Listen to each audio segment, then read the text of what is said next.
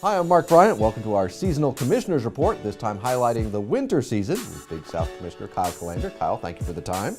My pleasure. What a great winter it's been. It's been a lot of fun. Well, let's start on the hardwood. Basketball championships, always a focus of the conference every year. This year in particular, some special things going on. 5th different champion in 5 years on the men's side, and 2nd straight year moving for the final, which is interesting. Talk about the men's championship. Well, the 5 champions in 5 years really speaks to the parity in this league, which is what makes it so much fun. You know, it builds rivalries and really drives a lot of interest into the regular season. But what's really exciting about it is, of course, 4 years we developed a strategic plan that really emphasized basketball, prioritized it, and the trend has been getting better every year, and that's really been the case. So this year, I think the story was depth on the men's side.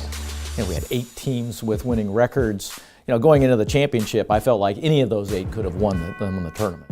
Now for women's basketball, your initial feedback that's come in on the double pod format, which is new, as well as earning a number 14 seed placement in the NCAA.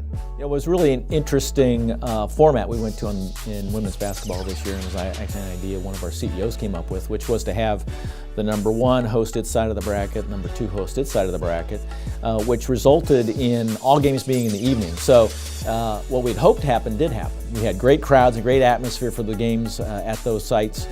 We were rewarding the regular season performance not just for the number 1 who was hosting games, but also for the number 2.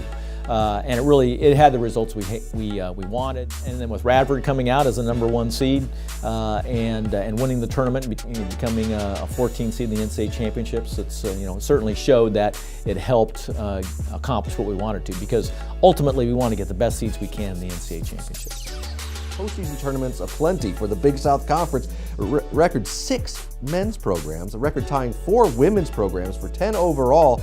Talk a little bit about that general reward for the teams, as well as the tremendous performances by Campbell making the WBI semifinals and the run that Hampton has made in the men's CIT. Well, what a fun March and April it's been for Big South Conference basketball, right? I mean, it started with Gardner-Webb and their great run, certainly in the first half against number 1 Virginia, leading at halftime. And then you look at all the other tournaments we're participating in. You mentioned Campbell women, what a great job they did in the WBI.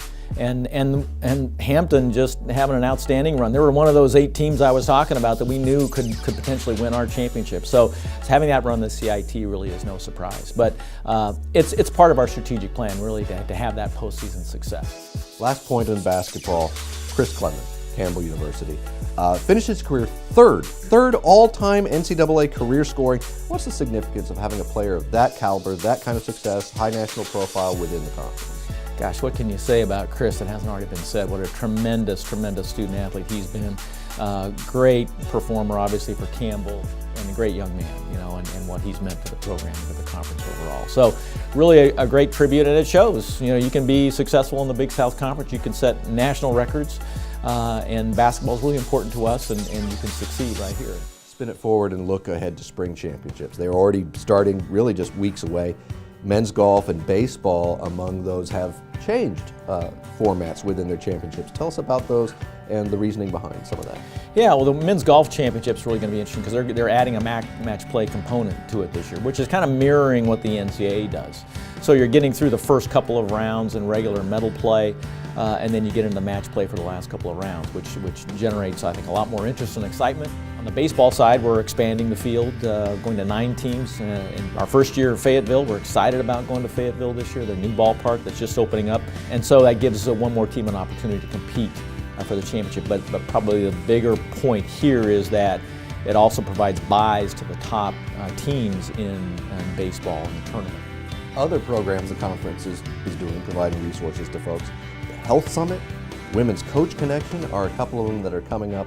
Tell everybody about what those are, because folks may not be familiar. Yeah, it's really values-based programming that we want to provide to our members. One of the benefits of being in the Big South is we really take those kinds of issues seriously. So this is, I think, the 3rd year we're having our Student Athlete Health Summit. Key focus for us this year is mental health. And it's a great opportunity for us to really talk about issues that are so important to our student athletes and our members. And then our Women's Coaches Connection is something I'm excited about, because I've felt for a long time about the need to try to do something to enhance women candidates for women's sports. my thinking is, what can we do to try to enlarge the pool of candidates when we have openings for head coaching positions for our women's sports? And so what we're doing is we're bringing in our head coaches and select assistant coaches to discuss this issue, to talk about professional development, how can we help them to get jobs, and more importantly, even to have them network with athletics directors and CEOs, so that when we have those openings, we have a broader pool of women to be candidates for those positions. A lot of positive things to look forward to. Commissioner Falkelander, thank you for your time, and thanks everyone for watching. We'll be doing this again after the spring meetings in late May.